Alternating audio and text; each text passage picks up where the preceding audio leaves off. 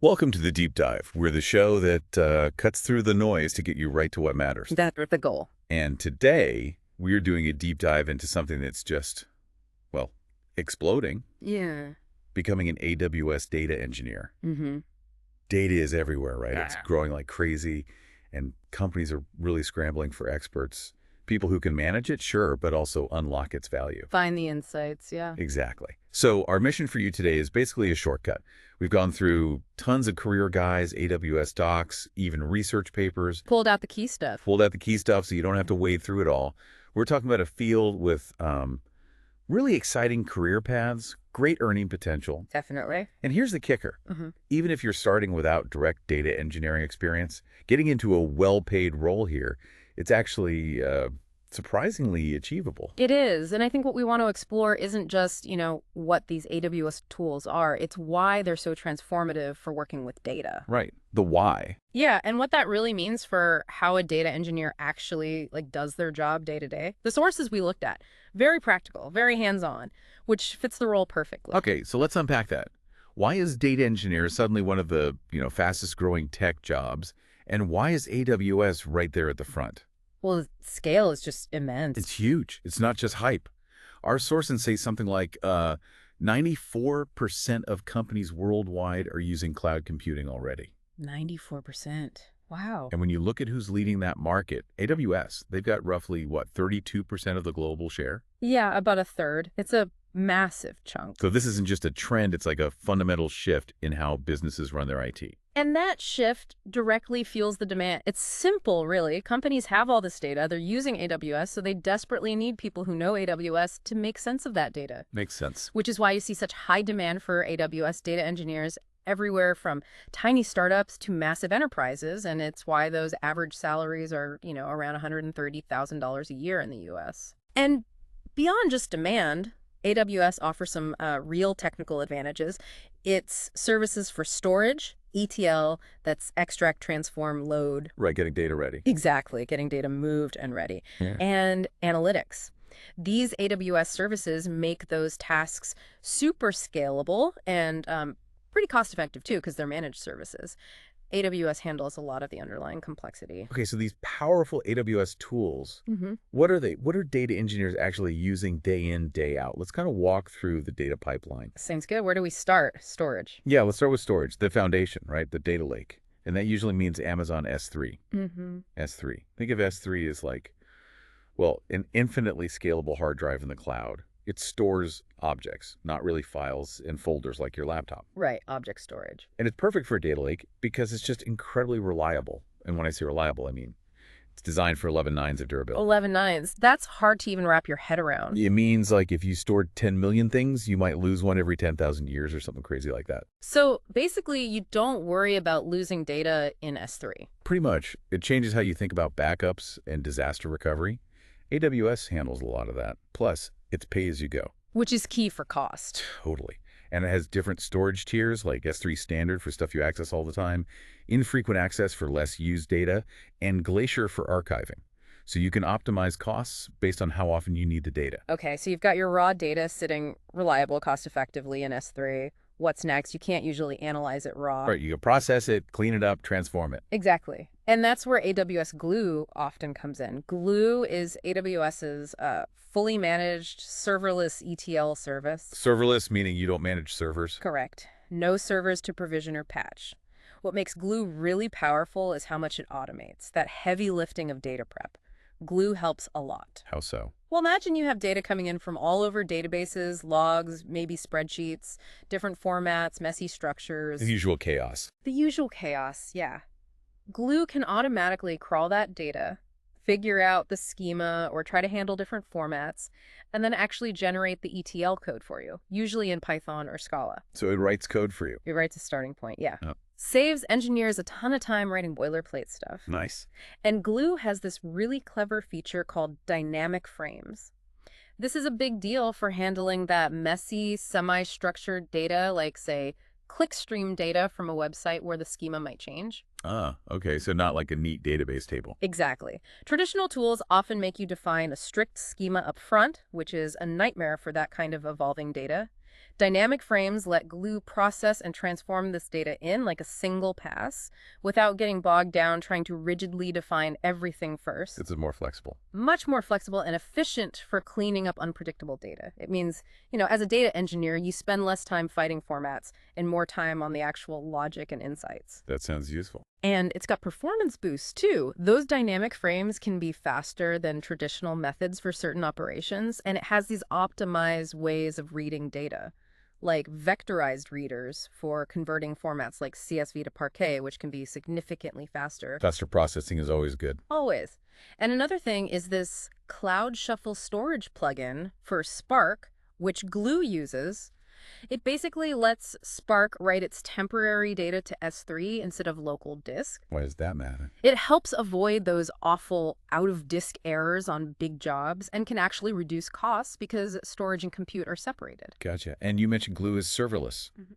What about startup times? I remember older serverless tech could be slow to start. That's a great point. Early Glue versions, yeah, it could take maybe 8-10 minutes for a cold start. That's painful. Ouch. But the newer versions, huge improvement. We're talking mostly under 10 seconds, often just a couple of seconds. Wow, that's a big difference. Massive.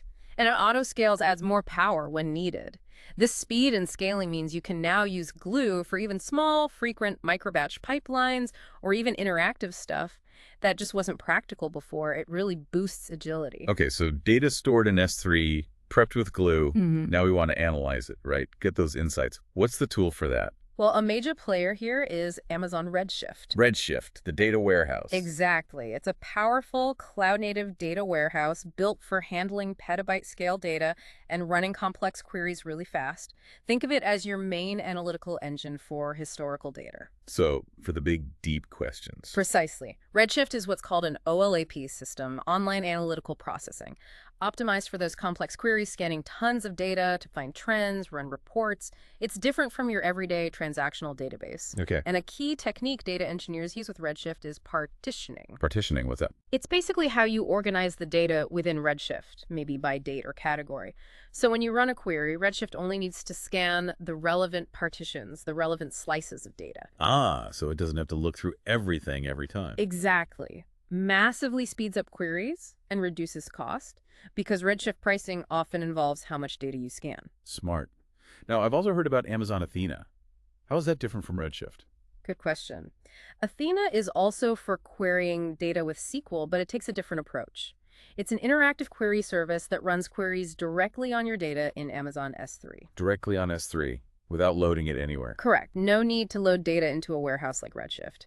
And critically, Athena is serverless, no infrastructure to manage at all. You just point it at your S3 data, write standard SQL, and get results. So when would you use Athena instead of Redshift? It's great for ad hoc analysis, like quick exploration of raw data in S3. Or maybe if you don't need the full power and structure of a dedicated data warehouse, it offers amazing flexibility. Okay, makes sense. What about data that's coming in constantly? Real-time data. Streaming data. Yeah, that's where Amazon Kinesis comes in. Kinesis. Kinesis is a whole family of services, actually, designed for collecting, processing, and analyzing real-time data streams. Think website clicks, IoT sensor data, logs, stuff that needs immediate attention. So for things like live dashboards or fraud detection. Exactly, those kinds of use cases. Kinesis lets you handle that continuous flow of information. So we have S3 for storage, Glue for ETL, Redshift, and Athena for analytics, Kinesis for streaming. How do you make these things work together, like automate a flow? Great question. Orchestration is key. One really important service here is AWS Lambda. Lambda, the serverless functions. Yep. Lambda lets you run small pieces of code without thinking about servers. It's event-driven. So you could have a Lambda function trigger automatically when a new file lands in S3.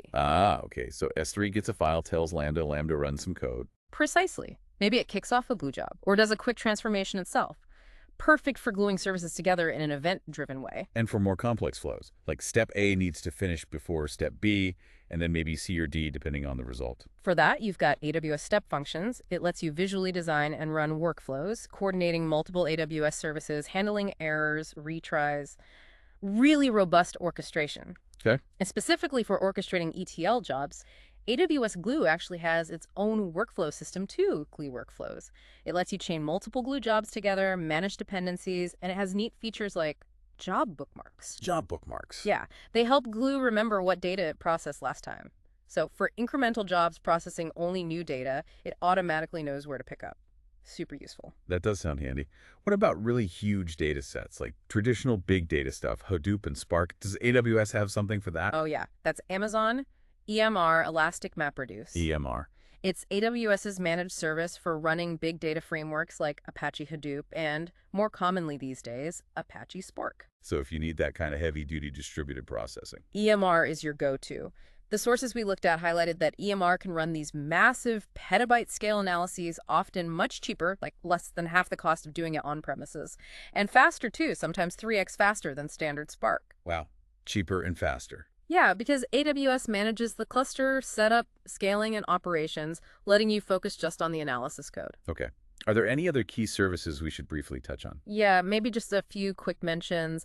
Amazon DynamoDB is a big one. The NoSQL database. Exactly. Fully managed, NoSQL, great for applications needing super fast, low latency data access like user profiles or shopping carts. Okay. Then there's AWS DMS, the database migration service. Does what it says on the tin, helps you migrate databases smoothly into AWS. Useful if you're moving to the cloud. Definitely.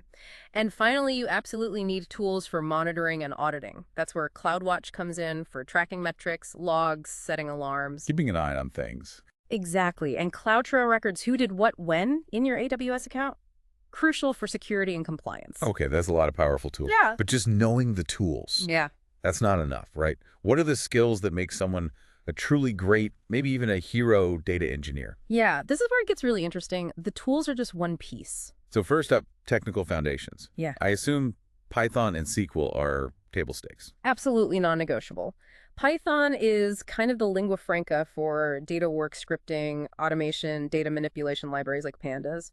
And SQL, well, you just have to know SQL deeply for querying databases, data warehouses. It's fundamental. Okay, Python and SQL, got it. Then building on that, you need a solid understanding of databases and data modeling, not just like knowing the names PostgreSQL or DynamoDB. Deeper than that. Way deeper. You need to understand relational databases, sure, like Postgres, MySQL, or AWS's RDS service, but also NoSQL databases like DynamoDB and when to use which. Right, tool for the job. Exactly. And core concepts like normalization, how to structure relational data efficiently to avoid redundancy, and sometimes the opposite, denormalization, deliberately adding redundancy to speed up queries. Oh, okay. Trade-offs. Always trade-offs. And understanding indexing and partitioning techniques to make data retrieval lightning fast, especially as data sets grow huge. Without grasping these, your pipelines might work, but they could be slow, expensive, basically ineffective. Okay, so database fundamentals are key. What else? Well, obviously, hands-on experience actually designing and building ETL and data pipelines. You need to know the difference between batch processing, handling large chunks of data It's periodically. like overnight jobs. Right. Versus real-time processing, dealing with data as it arrives. And often, how to blend both approaches effectively in a single system. Okay, practical pipeline building. Now, if you want to build scalable and reliable pipelines, you really need to embrace automation. This brings us to infrastructure as code, or IAC. IAC, using code to define your infrastructure. Exactly. Tools like Terraform or AWS's own CloudFormation let you define your servers, databases, networks, everything in code files. Why is that so important? Repeatability and consistency. You can spin up or update your entire data environment automatically, reliably, without manual clicking in the console, which is prone to errors. It's crucial for serious production systems. Makes sense. Automation. And tied to that is CI/CD, continuous integration and continuous delivery. Using pipelines, maybe with GitHub Actions or AWS Code Pipeline, to automatically test and deploy your code and infrastructure changes. Faster, safer deployments. Yep. Gets your updates out quickly and reliably. This whole area, sometimes called DevOps or Data Ops, is becoming super important for data engineers. Okay, so automation, IAC, CI/CD. What about keeping things running smoothly once deployed?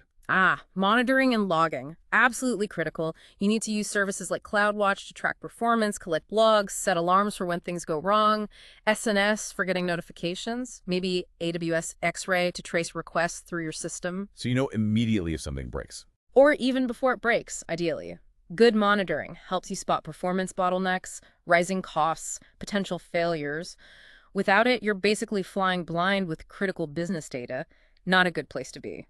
Definitely not. Okay, so those are some heavy technical skills. What about the other stuff? the non-technical side. Yeah, this is often overlooked, but so important. Problem solving and debugging are huge. Like figuring out why something broke. Exactly. Imagine, the company sales dashboard suddenly stops updating. Panic ensues. Right. A good data engineer doesn't just randomly restart things. They methodically dig in, trace the data flow, check the logs, analyze the pipeline steps. Pipelines break. Queries mysteriously slow down. Costs can suddenly spike. Happens all the time, I bet. All the time. Being able to diagnose those issues quickly, fix them, and maybe even redesign things to be more resilient. That's incredibly valuable. It's often what separates a junior from a senior engineer. Makes sense. Real-world troubleshooting. And then there's communication. This is maybe the missing link. You can build the most amazing pipeline, but if you can't explain what it does or why an insight is important to business users... That can have impact. Exactly. You need to translate the technical stuff, why this transformation matters, why that query is complex into plain English for stakeholders who aren't deep in the tech. Telling the story with the data is key. So, technical translator. Kind of, yeah. And don't forget basic project management and prioritization. You're often juggling urgent fixes, long-term improvements, new feature requests. Knowing how to balance those effectively is crucial. Okay, so lots of skills beyond just coding. Now, for someone listening who wants to get into this, how do they build these skills, especially the hands-on part? Great question. Nothing beats actually building things. Okay. End-to-end projects are your best friend. Seriously. Yeah. Think about picking a public API, maybe weather data or stock prices. Okay. Then build a pipeline. Extract the data. Store the raw stuff in S3. Use Glue to clean it up, maybe transform it. Load the clean data into Redshift, or maybe even just query it with Athena. And then visualize it. Yeah. Yeah. Connect a BI tool like AWS QuickSight or Tableau or Power BI and build a dashboard. That whole process end to end, that's your portfolio piece right there. Or maybe a real-time project. Even better for showing off different skills. Maybe use Kinesis to grab a live data stream, process it with Lambda or Kinesis Data Analytics, and maybe store results in DynamoDB for a live dashboard. These projects prove you can actually do the job. Okay, build projects. What about certifications? Do they help? They definitely can give you an edge, especially when you're starting out. They validate to employers that you have a certain level of knowledge about AWS services. Any specific ones? The AWS Certified Data Analytics specialty is obviously very relevant. It dives deep into the analytics services. And the AWS Certified Solutions Architect Associate is also really valuable. It gives you that broader foundation in designing systems on AWS, which is crucial context for a data engineer. So projects plus maybe a cert or two. What else helps accelerate a career? Networking. Strategically, though. How so? Use platforms like LinkedIn. Connect with people already working as data engineers, recruiters specializing in data roles. Don't just connect blindly, though. Engage. Engage how? Join online data communities, forums, maybe local AWS user groups if there's one near you. Participate in discussions. Share interesting articles or insights. Help answer questions if you can. It's that give-to-get idea. Build relationships. Exactly. Offer value. It builds your reputation and opens doors to opportunities, jobs, advice, collaborations that you just won't find by only applying online. Good advice. And finally, the interview process itself. Any tips for acing it? Preparation is key. Obviously, review the common technical concepts, especially for the specific AWS services listed in the job description. Be ready for SQL questions, Python questions, maybe some system design. Technical prep. But also practice how you talk about your experience. The STAR method is great for behavioral questions. Clear. Situation, task, action, result. It's a structured way to answer questions like, tell me about a time you solved the difficult problem.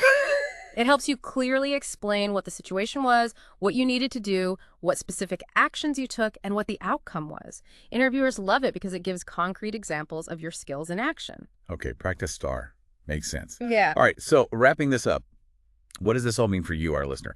We've taken quite the deep dive today into AWS data engineering, from those core services like S3, Glue, Redshift, Athena, Kinesis, all the way through to the skills, the projects, the strategies that really define success here. Yeah, and we saw how things like Glue's dynamic frames aren't just, obscure technical features. They actually change how engineers work with messy, real-world data, making them faster and more effective. Right, they solve real problems. They solve real problems, exactly.